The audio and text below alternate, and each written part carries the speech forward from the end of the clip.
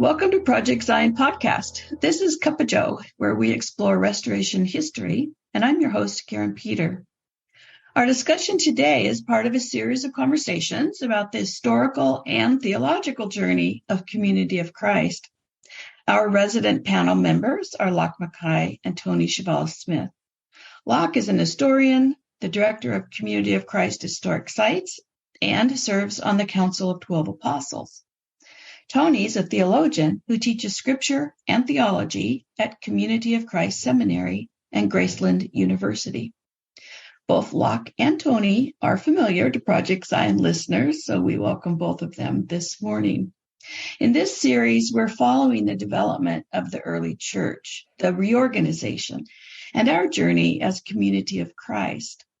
We'll look at important church events in their historical and cultural context, as well as corresponding theological developments and their impact on the church. So today we're talking about Wallace B. Smith, and we're going to begin, I think, Lach, with you. Don't we normally begin with the historical commentary? All right. So we'll start with you. Welcome this morning, Lach.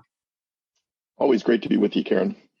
Wallace B. Smith was born in 1929, one of W. Wallace Smith's 3 children. He married Anne Chvala-Smith, and Wallace, or Wally, was an MD focusing on ophthalmology, quite successful. And then he was designated as his father's successor in 1976. It can be found in section 152 of the Doctrine and Covenants. In a break with tradition, W. Wallace stepped down after a very intensive 2-year period of preparation for his son, with Wally ordained in April of 1978. Although an active priesthood leader locally and serving on the Standing High Council, Wally had very little theological training prior to his appointment and little exposure to the inner workings of the church, making his appointment significantly controversial among some general church officers. He served as prophet president until April of 1996, when he retired, having named a counselor in the first presidency, Grant McMurray, as his successor in a September 1995 pastoral letter to the church. Wally's tenure is most often remembered for the building of the Independence Temple, that as part of section 156 that we'll talk about, the ordination of women, also part of section 156, the Restorationist Schism, which started earlier with Restoration festivals, but grew quickly after 1984 and the decision to ordain women. He's remembered for the move towards Community of Christ as a new name for the church, although it wasn't officially accepted until after Wally's retirement. He designated a non-Smith, Grant McMurray, as his successor, again, a significant break in tradition.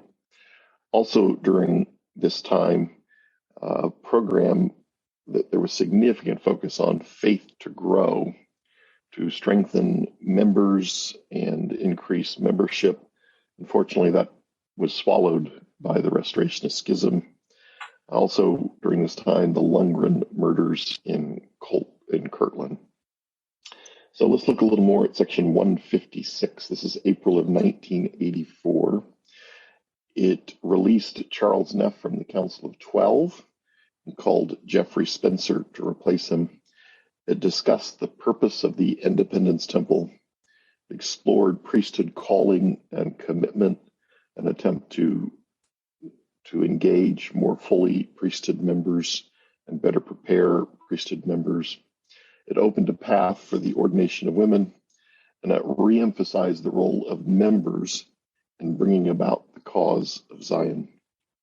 We're going to specifically look at the Independence Temple and then ordination of women. But let's look at the temple first, a little context. You'll remember that our history as Christians with temples seems to be rooted in the book of Acts, which we very much focused on. It was almost the template for what we thought the church should look like in 1830s Kirtland. And because Acts describes a time so early in Christian history, the people are still Jewish, the temple still played a role in the life of the church. That's what we thought we should do as well. So in Kirtland, we planned not just one, what they typically call the house of the Lord, but three, those instructions in section 91 of the Doctrine and Covenants. That's LDS 94. One of those is the one that was built. Then just south was going to be a house for the presidency or an office building. Further south, a house for their printing operations.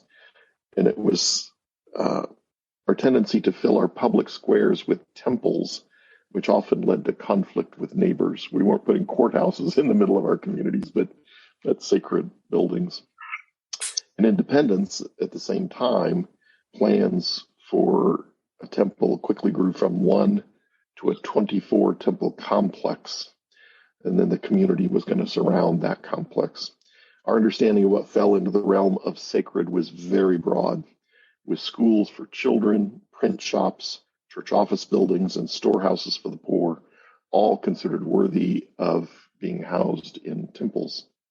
Sidney Rigdon in 1838, Far West Missouri, is talking about a temple we hope to build there, what it's going to be used for. Among other things, it was going to be a place to educate our children, both male and female, to protect them from the more learned, he said. Throughout much of the 20th century, we dreamed of building a temple in Independence with children saving coins to contribute to the cause. As we talked about it, I think, in an earlier episode, in 1968, W. Wallace Smith brought Section 149 to the church, calling for, quote, a start to be made toward building my temple in the center place. And then quickly in 149A, clarifying that there would be no provision for secret ordinances now or ever in the Temple of Independence. Wallace B. Smith's 1984 Section 156 called for work on building the temple to continue at an accelerated rate. For, quote, there is a great need of the spiritual awakenings that will be engendered by the ministries experienced within its walls. Specific details of temple ministries were supposed to be developed by the first presidency, according to 156. It's going to be dedicated to the pursuit of peace, reconciliation, and healing of the spirit. It's going to be a means of strengthening faith and preparation for witness. It's going to be a place for leadership education and for priesthood and members. The essential meaning of restoration as healing and redeeming agent was to be given new life and understanding through temple ministries. And it was called to be an ensign to the world, a symbol to the world that kind of morphed into an ensign of peace, a phrase picked up from section 102 of the Doctrine and Covenants, the Fishing River Revelation. Shouldn't be surprising that there's significant overlap between the functions of the Independence Temple and the Kirtland Temple, with both serving as houses of public worship, with a strong emphasis on empowerment, both spiritually and intellectually. The designs are nothing alike, but the functions of the spaces are worship, education, church administration. In Kirtland, we focused in the 1830s on endowment or spiritual empowerment. In section 156, that becomes spiritual awakening. In Kirtland, we had the School of the Apostles, the Kirtland, Ohio Theological Institution, which included Hebrew studies, Kirtland High School, which included reading, writing, English, Greek, with students ranging in age from 6 through adults. In Independence, that becomes education for priesthood and members. Kirtland focused on preparation for mission, and you couldn't actually, as a missionary, go overseas until you had been endowed with power from on high in Kirtland. Independence also understood to be a place for preparation for witness. So lots of overlap in the functions. I believe Kirtland, though, was somehow perceived to be a threat, probably because of the restoration of schism, by some church leaders. So instead of connecting with and building on Kirtland and the history there, the 1994 Independence Temple dedication, I think, was in some ways intentionally disconnected from Kirtland. So, for example, we didn't sing "The Spirit of God Like a Fire is Burning," which I think personally was a mistake. I recognize it's a fight song, and we're a peace church, so that's a little problematic. But we could, as we eventually did, simply rewrite some of the verses and reclaim the lion and the lamb verse, one of the original 6 verses, rewritten by Andrew Bolton and Randall Pratt. So I think we would have been helped by building on Kirtland instead of intentionally, in my opinion, disconnecting from it. That part of 156, the independence temple, the preparation of priesthood, that's often lost in the controversy surrounding the ordination of women, which 156 provided for. So again, a little context on the role of women and priesthood in the church. Emma Smith, of course, in 1830 is ordained to expound scriptures, section 24, it's LDS section 25, Harmony, Pennsylvania. The ordination of Emma's counselors in the Relief Society occurs in 1842. And when somebody asked why Emma wasn't being ordained in 1842, Joseph explained it's because she already was in 1830. Joseph Smith Jr. told the Relief Society in March of 1842 that the society should move according to the ancient priesthood. He was going to make of the society a kingdom of priests, as in Enoch's day, as in Paul's day. Joseph turned the key over to the Relief Society in 1842. Now, later in the LDS tradition, historians would change that from "I turned the key to," that's changed to "I turned the key on your behalf." Didn't want to let any authority slip out. Women in Nauvoo were performing healing blessings, and when men complained about it, Joseph's response was, "Well, does it work?" Well, yeah. Okay, then, what's the problem? Rosanna Marks said this to E.C. Briggs: "Oh, I did not have to call for the elders to minister to my children. Often I would anoint them with oil when sick, and they would immediately be well." Fast forward to the reorganization. D.W. Mills anointed and set apart Emma Burton in 1890 to administer to the sick among the females of the church. That infuriated Apostle T.W. Smith, who called it a square, out-and-out ordination. He was not amused. Emma Burton went on to perform healing blessings in California, French Polynesia, and Australia. The General Conference in 1905 considered a resolution to ordain women, although it was not considered favorably by the presidency and the 12, probably because the motivation for the resolution was that if women were ordained, they could get free passage on the trains. So not necessarily a theological argument, but an economic, a financial argument. In 1920 and 1935, Fred M. discussed the possibility of ordaining women in the Saints Herald. By the 1970s, women were being called to priesthood offices, but the calls were not being processed by district and stake officers. World Conference Resolution 1141 in 1976 resolved that consideration of the ordination of women be deferred until it appears in the judgment of the first presidency that the church, by common consent, is ready to accept such ministry. In 1980, New Zealand and parts of Australia brought a resolution to conference calling for the authorization of national churches that would then consider ordination of women and other related activities as a national jurisdiction. So a forerunner to the eventual development of national conferences. That did not pass. And then, of course, finally, Section 156, 1984, from President Wallace B. Smith. My sense is that Section 156 and the ordination of women felt disjunctive to many members. It felt like a complete break from the past. I believe we would have been well served to better provide members with tools to process change by educating them on our then 154-year-old history of exploring the relationship between women and priesthood authority. I'm not arguing that we should have made that decision in 1984 because of the history from the 1830s and 40s. I am arguing that members would have been more easily able to do the mental gymnastics necessary to get there if we had better equipped them. The people who care most about what happened in the early church are the same people who probably objected most strongly to ordaining women. So I think we would have been helpful to better equip them. Having said that, a lot of the best source material is from the Relief Society minutes, and it was not available in 1984. It was locked up in vaults in Salt Lake.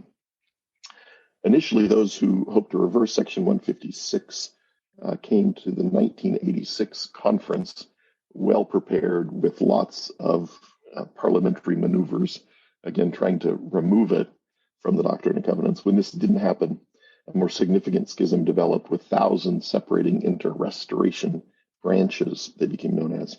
Many felt strongly about maintaining their names on our rolls. They worshiped separately and didn't support the church financially. Those branches continued to split over various topics. And like many others, they have struggled to keep their children engaged, as in, of course, Community of Christ.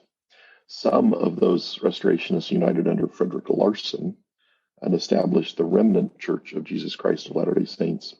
Fred suffered a stroke in 2019, and there was confusion regarding his designated successor following his death. So that group also split. So the history of schism has continued since 1984. So to summarize Wally's tenure, 1978 to 96, 18 years as prophet resident, a time of very significant change, a time of disruption as families were torn apart over the ordination of women. In some ways, it reminds me of the 1844, 45, 46 period, as families came apart trying to figure out who to follow, whether to accept polygamy after Joseph's death. Wally's time in office, though, was also a time of celebration, as the worth of women was finally fully recognized, and the long dreamed of temple in the center place was constructed and dedicated. So, Lach, I just wanted to ask a question on context. So sometimes we look back at this time period and from our lens now and say, oh my gosh, why were so many people upset about women's ordination? But in 1984, that was only a couple of years after the ERA amendment officially tanked, and women had been going through a huge struggle to try to get that passed in the United States, and finally it was defeated. And so we forget that there was all around us at that time a struggle within the United States to try to determine the role that women would have going forward. And we still don't have an equal rights amendment today. So this was really progressive and shocking for people at that time, but it was also part of a larger conflict. Yeah, not just a church issue. Which I think we're seeing today on lots of topics as well. Yeah, absolutely.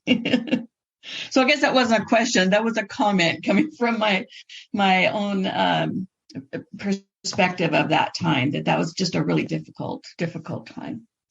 Okay, Tony, let's delve into what that means for us in our theological journey. There's a lot of content there. Where are you going to start? Where am I going to start? Well, this is going to be both easy and difficult. The difficult part is that a good historian will tell you that the more recent stuff is the harder stuff to get at because we don't have the space of distance to see it. And so we're now talking about a period in which I was coming into significant activity in the church. And so in 1983, my wife Charmaine and I were hired by the Michigan region of the church to be executive ministers for 2 years. And so we were working for the church as executives in 1984 when Section 156 was offered to the church. So this is like contemporary history. This is my life we're talking about right now. So in some respects, I will claim that my lenses will be a little bit foggy on this, but I'm happy to claim that, and I'll tell you what I think, and you can take that as it, however you want to take it. So for decades now, Charmaine and I have taught a class at Grayson called Community of Christ Theology, and in our syllabus we titled. We used a phrase of a 1960s movie that Charlton Heston was in to describe the period of the 1980s, the agony and the ecstasy, right? The movie about Michelangelo starring Charlton Heston back in the 1960s. I could quote Dickens here too. It was the best of times. It was the worst of times. Best of times. The church population and church activity was kind of, in some respects, at its peak. Large reunions, larger congregations, a lot of excitement about being part of the one true church. Okay. On the other hand, the agony was that the work that had been done in the 60s and 70s was still very much alive in church leadership. And what had happened in the meantime, when we got to 1984, schism was inevitable because there were already two churches, in my view. It's not inconsequential culturally that the schism in our church happened in a period when the religious right in American culture was on the ascendancy. Because the groups that broke away would have shared the same kind of cultural, political, social, conservative values of generally things like the moral majority and other groups from that period that were trying to reclaim some sort of glory days they remembered partly rightly, partly wrongly from the 1950s. So I think it was inevitable that this was a marriage that was not going to work. You had a large number of church members who were still who had not taken in the critiques of the 1960s and still thought that the preaching chart was a doctrine that had been dropped from heaven.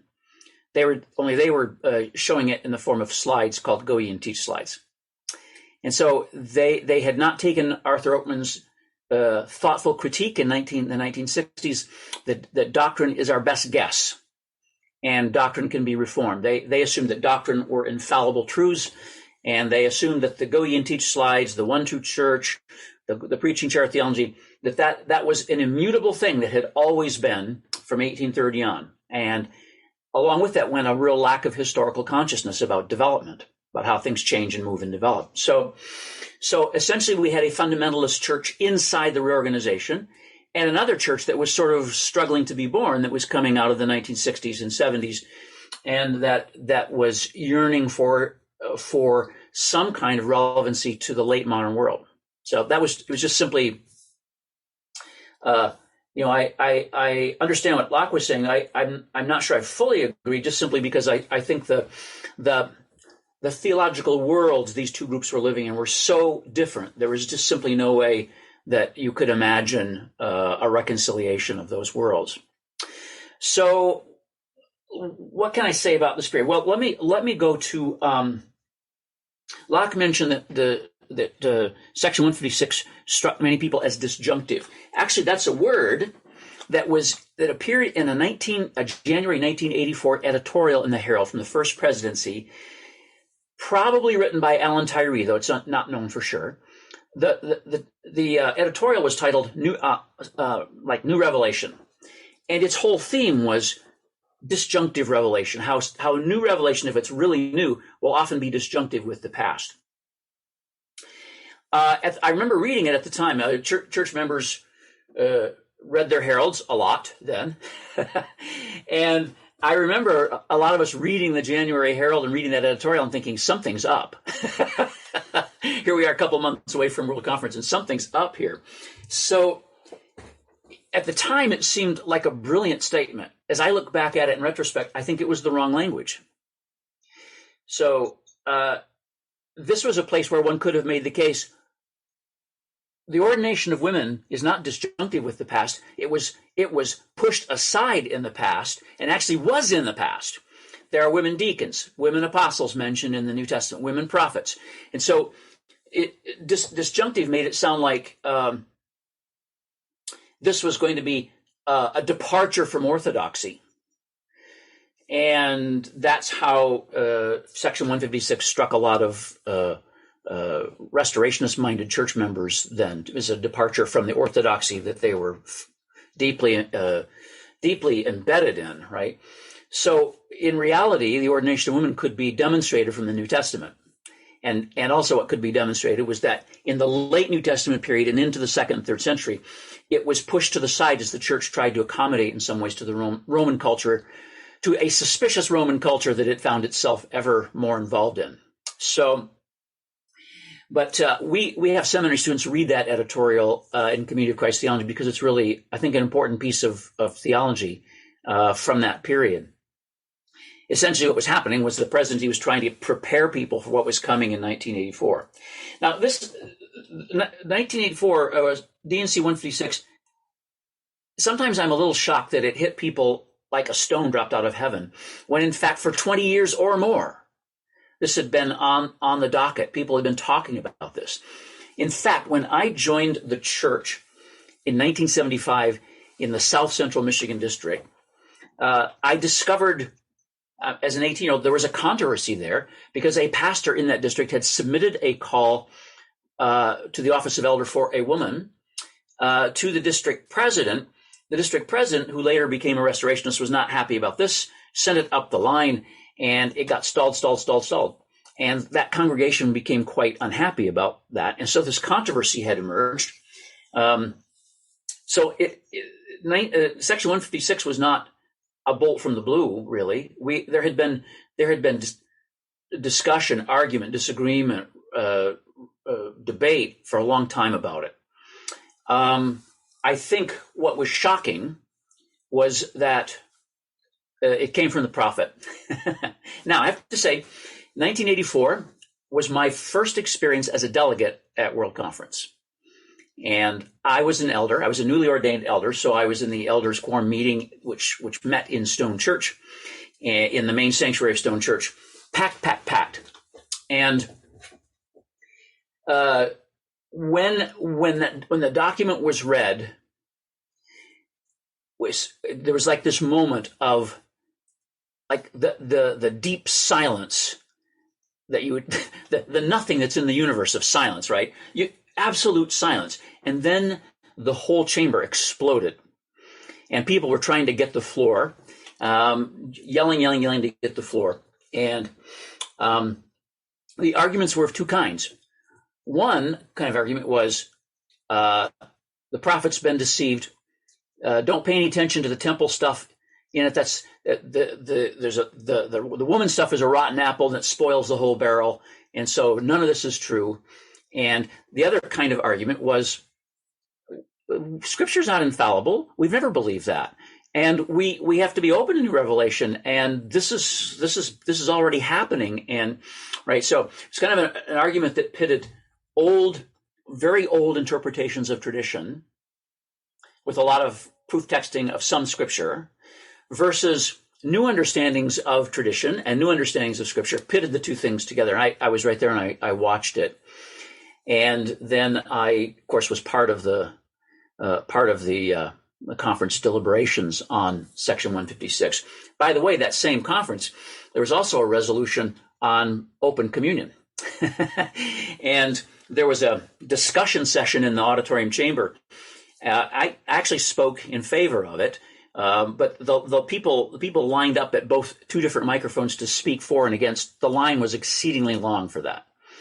So the two churches were having it out right there, really, on open communion, which was going to take another 10 years to formally come about 10 more years to come about. But then ordination of women really was the hot button topic. During the conference sessions on that, one thing that a delegate said that was quite powerful, and I forget who the delegate was, but he had been a confidant of Fred M. Smith. And he said in his statement, Fred M. Smith told me this was going to happen one day and it would come by revelation. That was actually a little piece of personal experience tradition that was, I think, quite helpful for members who were on the fence there to know that. I don't remember the delegate's name, which is unfortunate, but I do remember him saying that. So anyway, that's Garland Tickenmeyer. Yes, thank you. That's exactly who it was.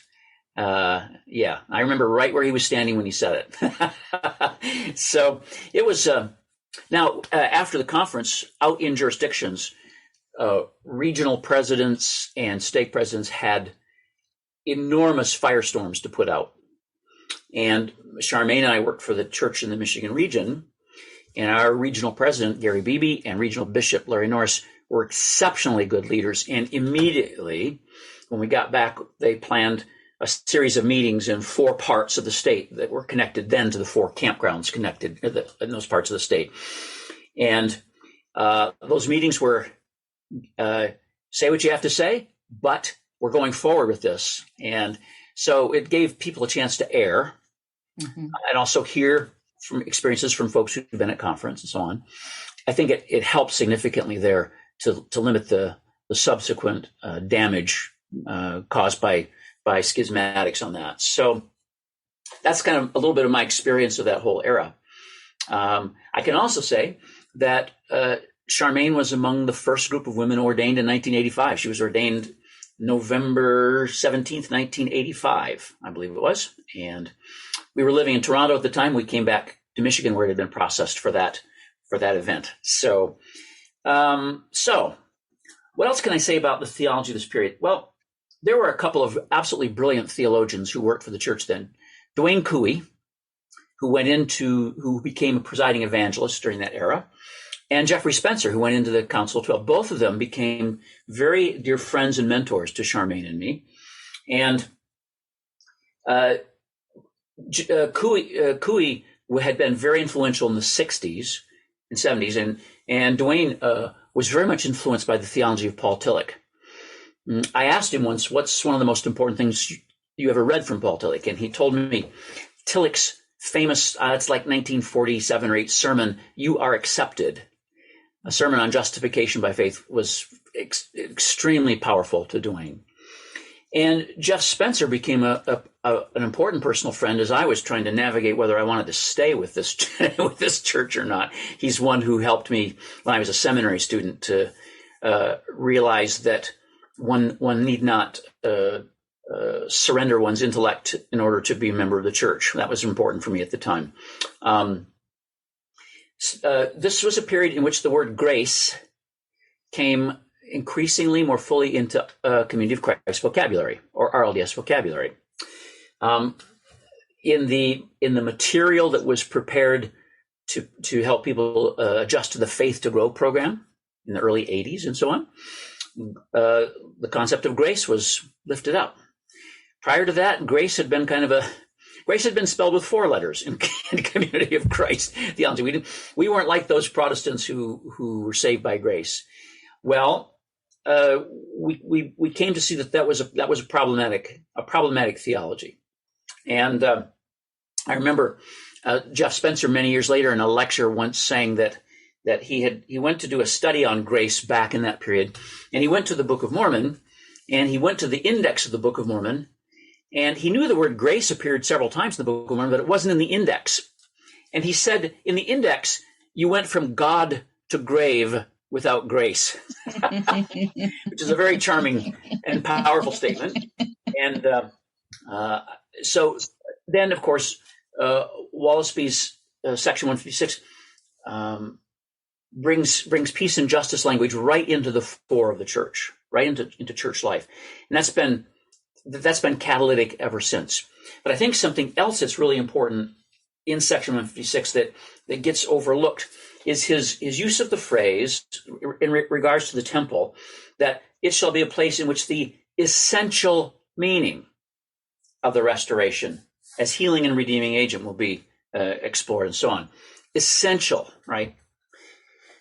What's the difference between essentials and peripherals?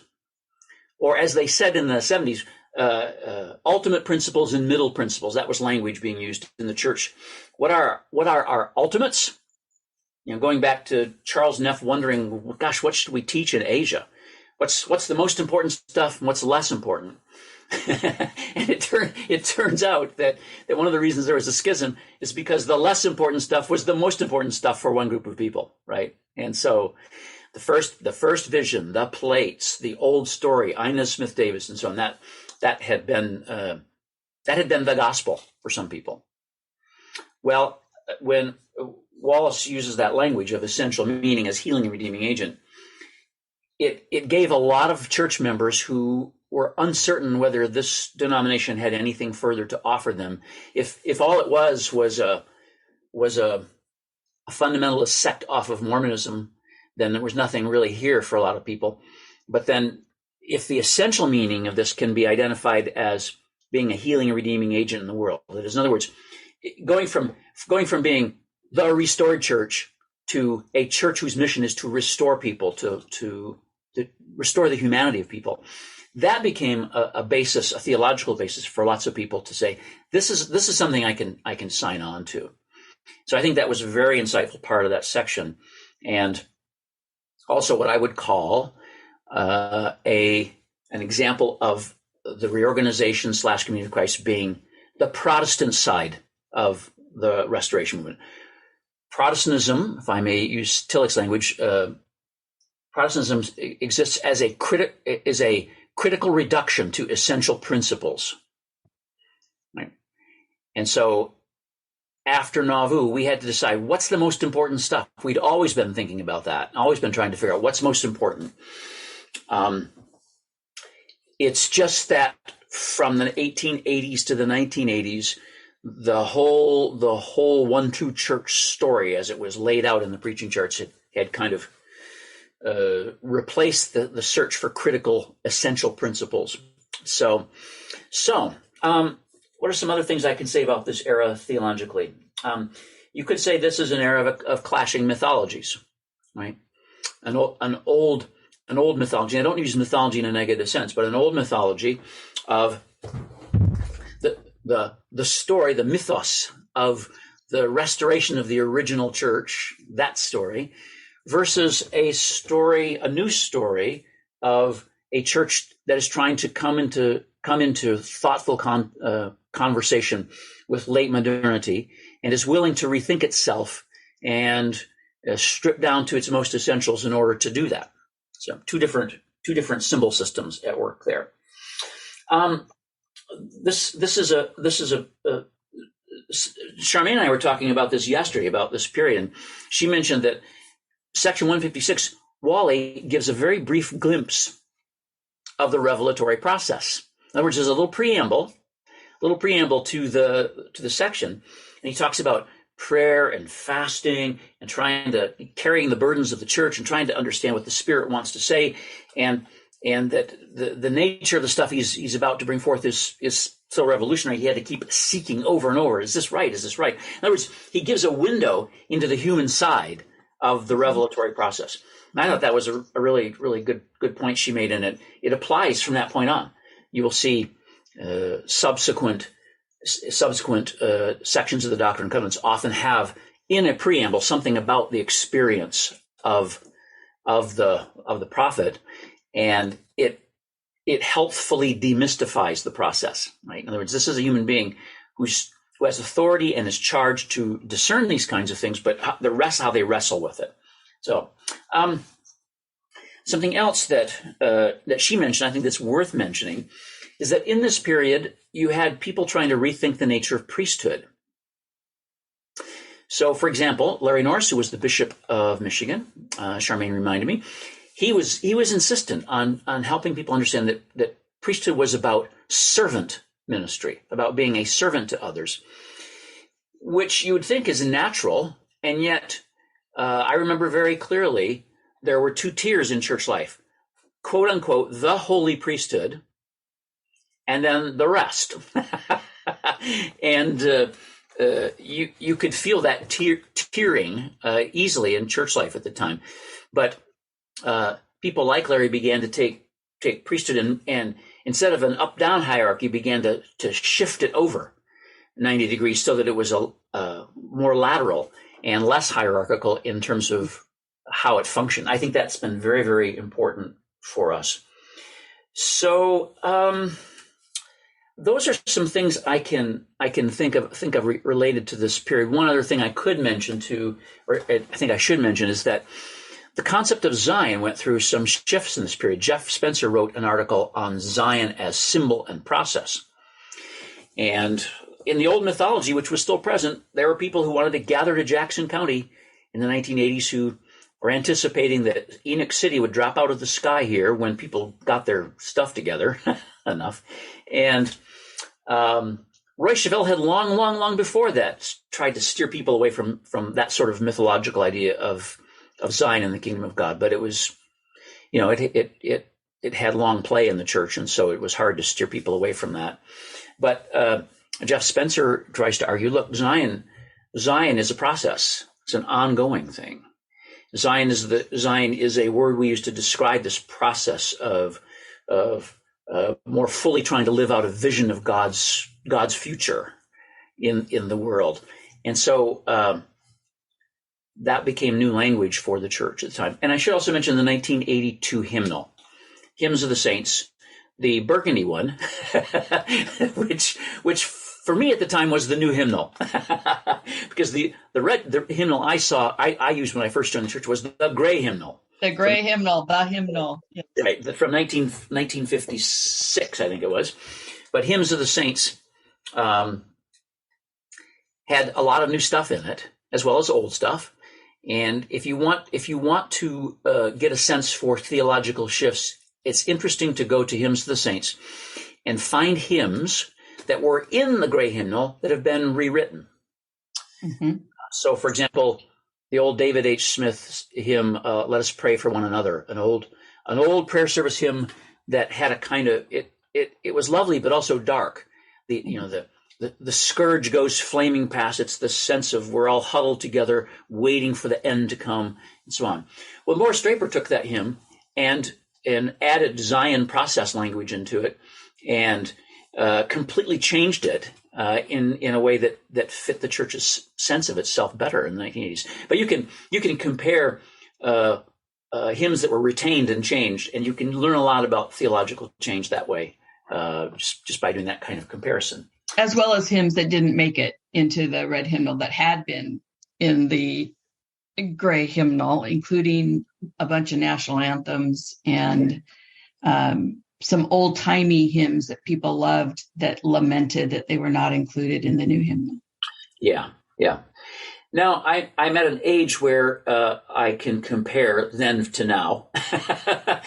And then, in the early 1980s, if you went to an RLDS church service on a Sunday morning, there would be 4 men up front in dark suits with white shirts and narrow dark ties. The service would follow the same pattern week after week. The sermon would be 40 minutes long. And a test of your real ability as a priesthood was whether you could, quote, fill the hour. That's what it was referred to then. In those days, often there were Sunday evening services too. And Sunday evening service was similar, only shorter. And that was where often new priesthood members or younger priesthood members got a chance to practice preaching. And so the sermons were shorter. And most congregations then had a Wednesday evening prayer service that was attended by, depending on the size of the congregation, maybe 10%, a small number, 10, 12, 15 people. And those were following instruction that went back to Joseph III. There might be a piano or organ prelude before the service, but once into the service, no instruments were used and everything was sung a cappella. There was usually a little call to worship, a few thoughts, and 2 priesthood members typically, and another priesthood member would give a short talk based on some kind of scripture topic that may or may not have been related to anything at the time, but and then there would be a season of prayer and a season of testimony, and I have nothing but very, very fond memories of those experiences. They were very formative for me as a 19, 20-year-old. So, but that's what church life was like. And reunions, even for small districts of 6 or 7 congregations, reunions might have 200 or 300 people who were there full time. And the congregational business meeting once a year, you might have somebody who was pastor for several years, who was voted in each year. It was a very different world from the world we have now entered into, where we're trying to figure out what is the relevancy of meeting together at all in lots of places. And so there's part of me that misses those days, but a big part of me that misses nothing from those days, especially theologically. So we've evolved, I think, in in very good directions, but it does not yet appear what we shall be going forward into the 21st century. It's uncharted territory ahead of us. Okay, so I appreciate that you have some fond memories for prayer services, having had them mandated in my family from the day I was born until I was old enough to say no at probably 16. My memories of them are very different. Although I do remember we referred to each other as brother and sister. So sister so-and-so and brother so-and-so. I do recall that. So I wanted to just ask a question about this pivotal time. I went to a presentation by Tex Sample, who wrote a lot about oral traditions. And he used 1968 as kind of this idea that the world shifted and everything we did was different after 1968. And there's lots of sociological and theological discussion about that. But for Community of Christ, we've always lagged behind a little bit. So this period of time with Wallace B. Smith feels a lot like the church's 1968. So especially with how inspired counsel is given to the church, it shifted after 156. So I would appreciate hearing from each of you about that. What does this period of time represent for you, and how the world shifted for Community of Christ? So Lach, I'm going to start with you. I'm intrigued. I think I need to process that a little bit. I would have thought that W. Wallace was our 1968, just because I think some of what he's doing is a reaction to a very delayed reaction to the 60s. Having said that, it turns out much of the language he's using is Albert A. Smith, 1940s. he's drawing Albert's language and putting them in his documents. And so that blows my theory out of the water. But yeah, I was 3 in 1968. So I think I could agree with that, but I'd like to process a little more. Okay. Tony, how about you? Well, let me at least comment on the lag time thing. I think the revolution that took place in the church in the 60s took 20 years actually to hit people. And we have the carrier pigeons move slowly in Community of Christ life, right?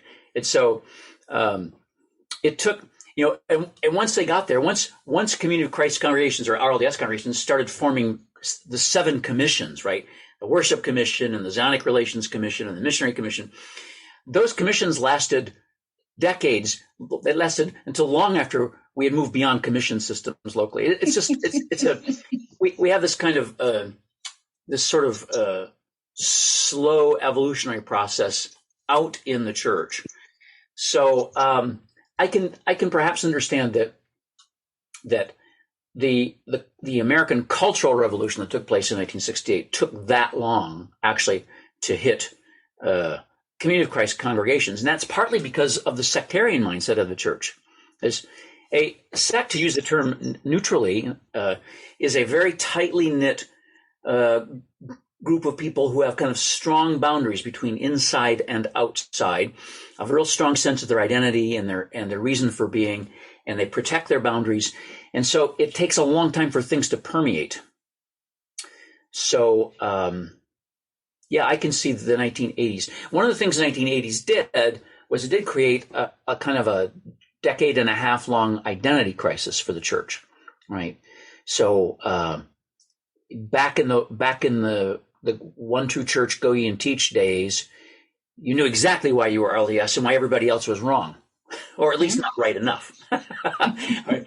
So once all of that had all the basis for that had been falsified by showing you just can't hold this. It doesn't make biblical sense even, right? Once that was absent for people who paid attention to that kind of thing, the question of who are we then it's going to last for another 20 years. Mm-hmm. And I think it's not until we get into the early 2000s, into the first part of into Grant McMurray's presidency, where we begin to slowly come out of the identity crisis and have a sense, a dawning sense of this is who we are. Obviously connected to the new name, but also connected to theological shifts and changes. And a hill I will die on is that currently we know who we are and what we're about better than we have since 1960. Okay. We still have the lag time effect in congregations, but institutionally, we know exactly who we are and have a strong sense of identity that we haven't had for 60 years. So, all right. I think the enduring principles have been critical in that. Enduring principles critical in fostering that. Yeah, I agree with that. I think so too. Yeah. It's been interesting to see the shift from people sharing who we are, the shift from basic beliefs to enduring principles. I have found that really fascinating as I've watched that transition take place in different places in the church. Let me add one other thing I learned from a friend who is a friend of a famous Quaker writer. And he got to know our church and got to know our story, the development of our story from the 1960s on. And he said, do you guys realize nobody's ever really done this before? I mean, of course, there have been reformations and changes and shifts, but in the space of time we've done this nobody's ever really done it quite like this before. It's very what we've been through is very unique to us. And so I think that's very compelling to me. At least nobody's done it before without inquisitions and right and such. Yes, of course, there have always been religious revolutions and reformations and so on. But the kind of thing we've done internally is very, very unique. Okay. So I sometimes ponder, and I wouldn't be part of the denomination if we hadn't done that. But I wonder how much of our current struggles are related to the pace of change and how much is simply the larger cultural factors that we can't control. Yeah. What might we have looked like if we had moved more deliberately? I don't know. What do you think?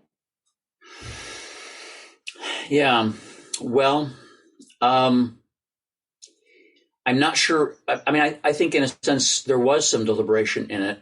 It's just, and average church people voted for it at World Conference after World Conference. They just didn't.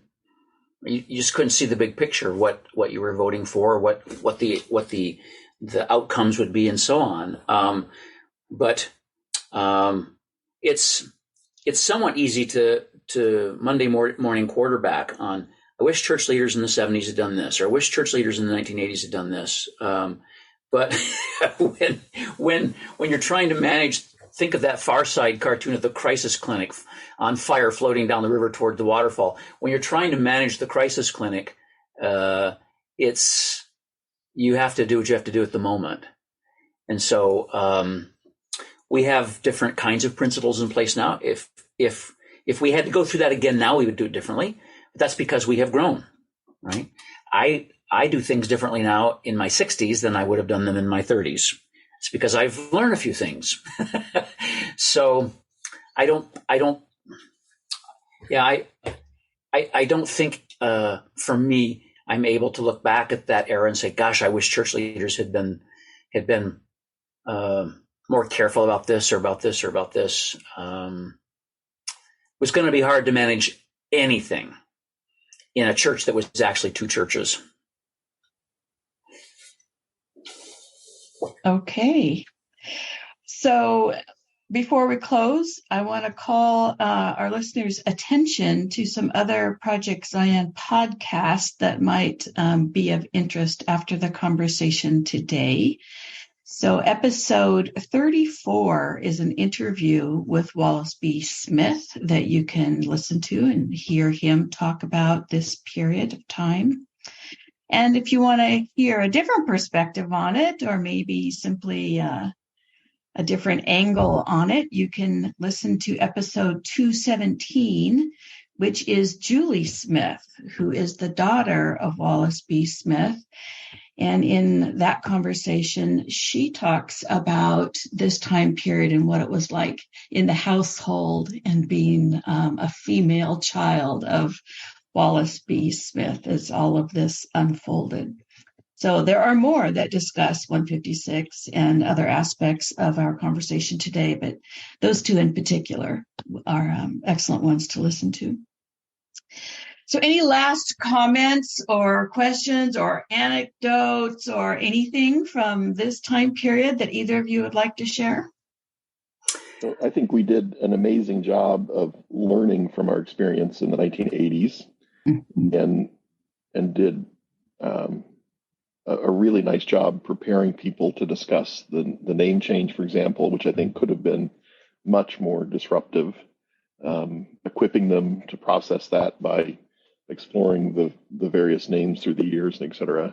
And I think we also did a much better job at preparing people to have the U.S. National Conference discussion.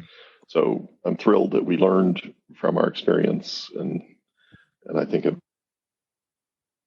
Okay. Yeah. Two things. First of all, I got to know Wally B a little bit over the years, and he was a poised, articulate, strong, and yet gentle, but very, very thoughtful leader. He was, as I remember him from that period, you couldn't have asked for better to get us through that period. And the second thing is that if I can slightly modify that quote, that famous quote from the Civil Rights Movement and Martin Luther King, the arc of the moral universe is long and messy, but it bends towards justice. And the church I belong to has been trying to stay on that arc, even though it's been messy at times. Absolutely. All right. Well, I want to thank both of you for today's discussion. And our next episode, we're going to explore the W. Grant McMurray era of Community of Christ. And some aspects of that come to mind are what it means to be a prophetic people, and something called T2000, which lives in the memory of the church, the seminary, and other issues of exploration. So we'll look forward to that conversation coming up. In the meantime, be sure to catch up on all the topics Project Zion podcast covers at projectzionpodcast.org. And again, thank you, Lach, and thank you, Tony. I'm Karin Peter. Thanks for listening.